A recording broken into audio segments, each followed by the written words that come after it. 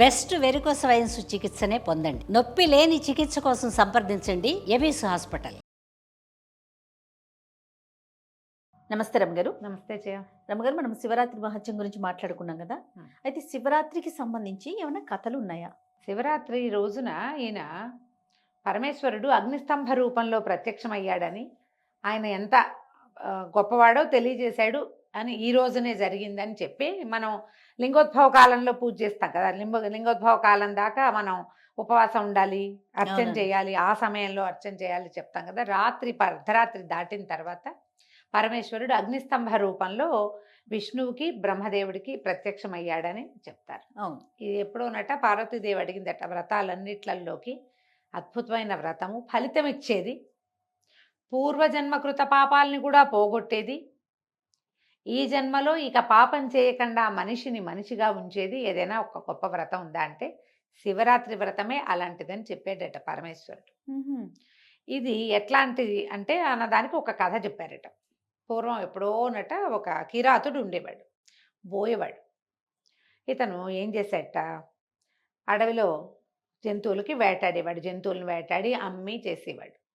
ఓసారి ఏమైంది, ఎవరికో అప్పు పడ్డాడు. రేపేవో జంతువులు తీసుకొచ్చి ఇస్తానని సరుకులు తెచ్చుకున్నాడు సంతలో ఎంచి. జంతువుల్ని ఇవ్వలేకపోయాడు. ఇప్పుడు ఆ సంత వాళ్ళు ఏమంటారు, బాకీ పడ్డాడు కదా, వాళ్ళు ఓ చెట్టు కట్టేసి నానా దుర్భాషలు ఆడి వాడిని విడిపించకుండా వెళ్ళిపోయారు. ఆ పక్కనే ఒక సమీపంలో ఒక శివ సన్నిధి ఉంది. దేవాలయం లాంటిది కాదు కానీ ఒక మండపం లాంటిది. అయితే శివభక్తులు చాలామంది రాత్రిపూట అక్కడ చేరి అక్కడ విశేషంగా భజనలు పూజలు జరుపుకున్నారు.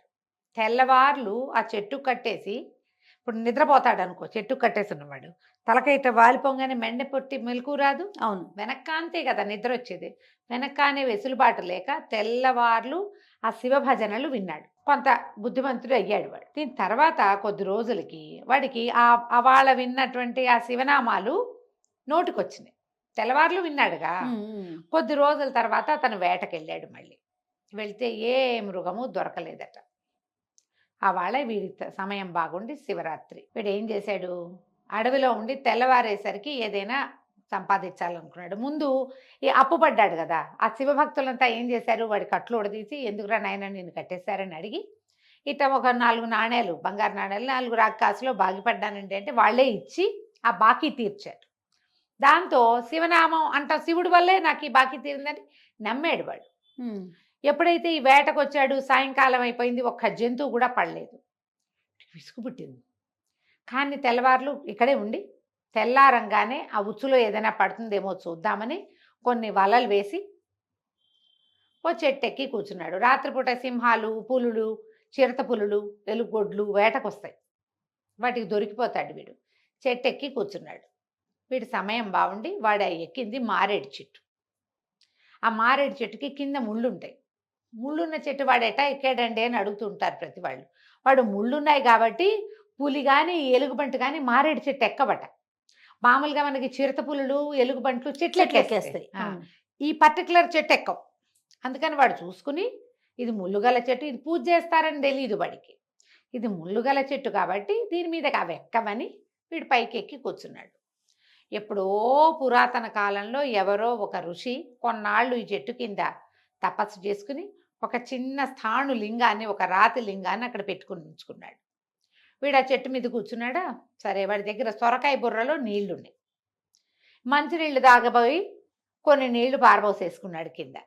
ఆ సీత మూత తీసేటప్పుడు పడిపోయినాయి. ఈ పడి నీళ్లు పోయి శివలింగం మీద పడ్డాయి. అభిషేక ప్రియ శివ, ఆయనకి ఇష్టం. ఆ నీళ్లు ఎంగిల్ నీళ్ళ ఇంకో నీళ్ళ కాదు, నీళ్ళు అంతే. నీళ్లు పడ్డాయి. కాసేపు అయ్యాక వీడికి తూలు వచ్చేస్తుంది. ఏమిట్రా నాయన తూలు వచ్చేస్తుంది, ఈ శివుడు ఎక్కడన్నాడు వాడికి గుర్తొచ్చింది. ఆ రోజు పాటలు విన్నాడుగా అని ఆ పాట పాడుకోవటం మొదలుపెట్టాడు. పాట పాడుకుంటూ కాసిన మంచినీళ్ళు తాగాడు, ఆవలించాడు, ఒళ్ళు విరుచుకున్నాడు. తోచట్లేదు. ఈ చెట్టు ఆకు ఒక్కోటి తుప్పటం వేయటం. ఆ ఆకు ఎట్లా ఉంటుంది, 2 ఆకులు ఇట్లా ఉండి మధ్యలో నుంచి ఇంకొక ఆకు వస్తుంది. దీన్ని లాగితే అదేమిటి బాగా తెగదు. అదే మొదలుకి లాగేవనుకో, ఇక్కడ లాగితే బాగా తెగుతుంది. కరెక్ట్గా ఇట్లా తీస్తే దళం దళంగా వస్తాయి. ఓ దళం తీయటం కింద వేయటం తోచక ఓ రెమ్మ విరిచాడు. కాసేపు దాన్ని ఇటా ఇటా అన్నాడు. తర్వాత ఏం చేశాడు, ఒక్కొక్కటి తీయటం మొదలుపెట్టాడు. మనకు కూడా తోచకపోతే పిల్లలు చేస్తారు. అవును. ఈ ఆకులన్నీ, మారేడు దళాలన్నీ వెళ్ళి ఆ శివలింగం మీద పడ్డాయి. వీడు పాట ఒకటి పాడుకుంటున్నాడుగా, శివుడు శివుడు పాట పాడతాడు. శివుడు ఏమీ పడనివ్వలేదు, ఒక్క జంతువు దొరకలేదు, ఒట్టిగా శివుడు శివుడు అంటున్నాడు. శివుడు దేవుడే కాదు అని నిందాస్తుతి కూడా చేస్తున్నాడు. దేవుడైతే నాకు దొరక్కపోయేదా, ఏ పాట పాడినా ఒకటే. అవాళ ఈ పాట పాడడం వల్ల అప్పులు తీరినాయి, కట్లు విడినాయి అని నేను నమ్మాను. కానీ ఇప్పుడు మన పని ఎక్కడవుతోంది అనుకుంటూ కాసేపు నిందిస్తున్నాడు, కాసేపు స్తుతిస్తున్నాడు, మధ్య మధ్యలో ఆకులు దూస్తున్నాడు, పోస్తున్నాడు. ఆహారం లేదు, మంచినీళ్ళు తప్ప, ఉపవాసం. కిందుంటే జంతువులు పట్టుకుంటాయేమోనని చెట్టెక్కాడు, నిద్ర పడితే కింద పడిపోతానేమోనని నిద్రపోకుండా ఉన్నాడు, జాగారం. తర్వాత ఈ మన సొరకాయలో ఉన్నటువంటి, సొరకాయ బుర్రలో ఉన్న నీళ్ళెత్తి శివలింగం మీద పోసాడు, అభిషేకం. ఆకులు కోసి, బిల్వాలు కోసి వాటి మీద శివలింగం మీద పడేస్తున్నాడు, అర్చన. మధ్య మధ్యలో వాడికి నోటికొచ్చిన స్తోత్రాలు కూడా చదువుకుంటున్నాడు. ఇప్పుడు చేయవలసినవి ఏమిటి? శివరాత్రి అభిషేకం చేయాలి, ఉపవాసం చేయాలి, జాగారం చేయాలి, అర్చన చేయాలి, స్తుతి చేయాలి. 5 క్రియలు అయిపోతున్నాయి. తెల్లవారేసరికి వాడికి ఎంత సంతోషంగా అనిపించిందో. ఎందుకు? వీడు చెట్టు దిగి వచ్చేసరికల్లా వాడు పెట్టిన ఉచ్చులో ఒక లేడి చిక్కుకున్నది. శివుడిని బోళ్ళంతా స్తుతించాడు, శివ శివ అని పాడుకున్నాడు. ఆహాహా, శివుడు వల్ల కదా దొరికింది అని. ఆ లేడి దగ్గరికి వెళ్ళేసరికి దాన్ని కొడదామనుకున్నాడు ఒక దెబ్బ. చూస్తే అది నిండు చూలాలు కడుపుతో ఉంది ఆ లేడి. ఇక దగ్గరికి వెళ్ళేసరికి కొట్టద్దు కొట్టద్దు, నన్ను వదిలిపెట్టేసేయని మానవ భాషలో మాట్లాడింది. తెల్లబోయాడు. ఎవరు నువ్వు? మనిషిలాగా ఎట్టా మాట్లాడుతున్నావంటే, నేను రంభ అని నా పేరు, నేను పరమేశ్వరుడి చుట్టుపక్కల పరిచారికని, ఆ ప్రాంతంలో ఆయన కైలాసంలో ప్రమథగణాల దగ్గర అంతా పరిచారికని. హిరణ్యాక్షుడు అనే ఒక రాక్షసుడి మీద మనసు పడి శివారాధనలో కొంచెం అలసత్వం వహించానని, ఈ లేడిగా అయిపోండి మీ ఇద్దరు అని శపించాడు పరమేశ్వరుడు. నేను లేడిగా పుట్టాను, నా భర్త కూడా ఇక్కడే ఉన్నాడు, నేనేమో ఇప్పుడు గర్భవతిని, నన్ను కొట్టి చంపేశామనుకో పొట్టలో పిల్ల కూడా చచ్చిపోతుంది. నేను ఒక పని చేస్తా, నన్ను కట్లు ఉడదీసి నేను ఎక్కడ ఉంటున్నామో అక్కడికి వెళ్ళి పిల్లని ప్రసవించి నిండు నెలలు కనేస్తాను, పిల్లని అక్కడ ప్రసవించి నేను నీ దగ్గరికి వస్తాను, అప్పుడు కొట్టి చంపేద్దుగా అనేసరికి అర్థం కాలేదు. నమ్మచ్చో నమ్మకూడదో తెలియలే, కానీ నమ్మాడు. వదిలిపెట్టాడు. కానీ వదిలిపెట్టాడని ఎందుకు వదిలిపెట్టాను? చేతికి చిక్కిన దాన్ని వదిలిపెట్టాను. ఇప్పుడు నేను శివుడిని ఎట్టా అంటాను? ఆహారం కావాలి, ఆకలిస్తోంది, ఇంట్లో డబ్బులు, ఇంట్లోకి డబ్బు అవసరం, సంసారానికి డబ్బు కావాలి, లేడి దొరికింది, శివుడే పట్టించాడు అనుకున్నా. ఇప్పుడు శివుడేనా వదిలిపెట్టించినవాడు అని ఆలోచిస్తున్నాడు. ముందుకెళ్ళేసరికల్లా ఇంకో మొగలేడి, ఆడలేడి కనపడ్డాయి. ఇవెవరు? ఈ కడుపుతో ఉన్న లేడి తాలూకు భర్త, దాని సవితి. ఓహో, అక్కడి నుంచి వీడు బోయవాడిని చూసేసరికల్లా బెదిరినాయి, కానీ వీడు చంపుతానని బెదిరించాడు. ఆగిపోయినాయి. వీడిని తీసుకెళ్ళదు, నన్ను తీసుకెళ్ళమంటుంది ఆడది, దాన్ని వద్దు నన్ను తీసుకుపోమంటాడు మొగలేడి. వాళ్ళ మధ్య పరస్పరం ఉన్న ప్రేమను చూసేసరికి వీడికి ఆశ్చర్యంగా ఉంది. ఇంతలో ఏమైంది? ఆ ముందు లేడి కనటానికి వెళ్తున్నానందే అది పిల్లని ప్రసవించి మళ్ళీ వెనక్కి వస్తే కాదు బాలింతరాలు, దీన్ని ఎట్లా చంపుతావు? దీన్ని చంపితే ఆ పిల్లకి ఆహారం ఎట్లా? పుట్టిన పిల్లకి పాలొద్దా? దాన్ని కాదు నన్ను చంపమని రెండోది, వీళ్ళని చంపద్దు నన్ను చంపమని మొగుడు. ఆ మూడింటిని చూసేసరికల్లా అతనికి చాలా ఇదైపోతుంది. ఒక లేడి అసలు ఇలాంటి ఇదేమిటి అని వాడు చాలా దుఃఖపడతాడు. దుఃఖపడి శివస్తుతి మళ్ళీ చదువుకుంటాడు. ఎప్పుడైతే ఈ 3 లేడ్లు ప్రాణం వదలటానికి సిద్ధపడిపోయినాయో ఆకాశం నుంచి పుష్పవృష్టి కురుస్తుంది, వీడికి మోక్షం వస్తుంది. ఆ శివరాత్రి చేసినటువంటి దీనివల్ల, జంతువుల భాష తెలుసుకున్నాడు. క్రూరుడైన వాడు మెతగ్గా మారిపోయాడు. వాడికి కావలసిన ఆహారం వాడికి లభించినా వాడు తీసుకోవాలి. అట్లాంటి మార్పు వస్తుంది శివరాత్రి వ్రతం చేసిన వాళ్ళకి. ఈ కథ చెప్పబడుతుంది. ఇప్పుడు ఈ కథకి పూర్వగాథ మనం ఏం చెప్పుకున్నాం?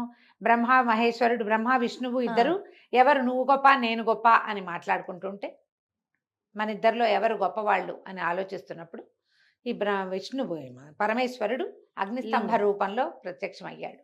ఈ స్తంభం ఎవరు? దీని ఆద్యంతం లింగ రూపంలో ఉంది. ఆద్యంతాలు తెలుసుకోవడానికి పైకొకళ్ళు కిందకొకళ్ళు ప్రయాణం చేశారు. కింద దాకా వెళ్ళాడు విష్ణువు తవ్వుకుంటూ. ఎంత కిందకెళ్ళినా ఆయనకి కనపడల లోతు. రెండో భాగం కనిపించల అంచు. అంచు కనపడలేదు అని వెనక్కి వచ్చాడు. బ్రహ్మదేవుడు పైకి వెళ్తున్నాడు. ఎంత వెళ్ళినా ఏమీ లేదు. అయితే ఏమైంది, ఒక ఆవు మొగలి పువ్వు వస్తున్నాయి కిందకి. అది బహుశా పైకి వెళ్తే దేవతలు పెట్టిన మొగలి పువ్వే పడిపోయింది. ఆ మొగలి పువ్వు ఆవు దిగొస్తోంది. సురభి, అదే మన కామధేనువు లాంటిది అనుకో, కామధేనువు వస్తుంటే అడిగాడు బ్రహ్మదేవుడు. దీని చివరి చూసారంటే మేము చూడలేదన్నారు. అయితే ఈయన ఏం చెప్పాడు, ఇక్కడ సాక్ష్యం చెప్పండి, చూశానని చెప్పండి, నేను చూశానన్న సాక్ష్యం అని చెప్పి వీళ్ళని తీసుకొచ్చాడు. విష్ణువు బ్రహ్మదేవుడు ఎదురు బదురు పడ్డారు. విష్ణుమూర్తి చెప్పాడు, నేను ఈ శివలింగం తాలూకు కింది భాగాన్ని నేను చూడలేకపోయాను, నాకు తెలియలేదు అని చెప్తే, బ్రహ్మదేవుడు నేను పై భాగాన్ని చూశాను, ఇదిగో ఈ మొగలి పువ్వు సాక్ష్యం, ఇదిగో ఈ ఆవు సాక్ష్యం అంటే, మొగలి పువ్వు అవునని ఊపింది. పొత్తి కదా, సరేనంది. ఆవు మాత్రం తలతోటి తల ఊపి తోకతోటి చూడలేదు అని చెప్పింది. చెప్పేసరికల్లా అప్పుడు విష్ణు పరమేశ్వరుడు ప్రత్యక్షమై మొగలి పువ్వుకి నీకు పూజార్హత తీసేశాడు. నిన్ను పూజించరు, నువ్వు పూజల్లో పాల్గొనవు, ఇంకా క్షుద్రమైన పుష్పాన్ని అయిపోతావు, విలువ లేదు నీకు అని అబద్ధం చెప్పినందుకు. కానీ గోవు తలతో అవునని తోకతోటి కాదంది కాబట్టి, తోకతో నిజం చెప్పింది కాబట్టి, గో ముఖం చూడటం బదులు గో పృష్ఠాన్ని చూస్తే మంచిది. వెనక భాగమే గోవుకి ముఖ్యం. గోవు పొదుగు, వెనక భాగాలు వెనకాలే ఉంటాయి, తోక తర్వాత. అందుకని గోపంచితము, గోమయము, గోక్షీరము అవన్నీ చాలా శ్రేష్ఠవి. వెనక భాగానికే నమస్కారం చేయాలి, అదే పవిత్రమైనదిగా చెప్పి, ఇలా బ్రహ్మదేవుడు అబద్ధం చెప్పాడు, విష్ణువు నిజం చెప్పాడు కాబట్టి తనతో సమానమైన వాడినిగా విష్ణువుని సంభావించాడు పరమేశ్వరుడు. ఏ రోజునైతే ఈ మహాలింగ స్వరూపంలో అగ్నిస్తంభ రూపంలో ప్రత్యక్షమయ్యాడో ఆ రోజునే మనం శివరాత్రిగా మనం పూజ చేసుకుంటాము. మాఘమాసంలో జరిగిందని. ఆ రోజున లింగోద్భవ కాలం దాకా ఉపవాసం ఉండి జాగరణ చేసి శివార్చన చేసుకుంటే విశేషమైన ఫలితం లభిస్తుంది. జన్మానికో శివరాత్రి అంటారు. కనీసం ఒక్కసారైనా జీవితంలో ఈ శివరాత్రికి ఉపవాసం ఉండాలి. ఏటా ఉండేవాళ్ళు ఉంటారు చాలామంది, వేల కొద్ది లక్షల కొద్ది ఉంటారు. ఎప్పుడు ఉండని వాళ్ళు ఓసారైనా ఓపిక చేసుకుని జాగరణో ఉపవాసమో శివార్చనో ఏదో ఒకటి చేసుకుంటే ఫలితం లభిస్తుంది. ఈ ముందు చెప్పుకున్న కిరాతుడి కథనే ఈ శివరాత్రి కథల్లో ముఖ్యంగా చెప్పుకుంటారు. నమస్తే. నమస్తే జయ.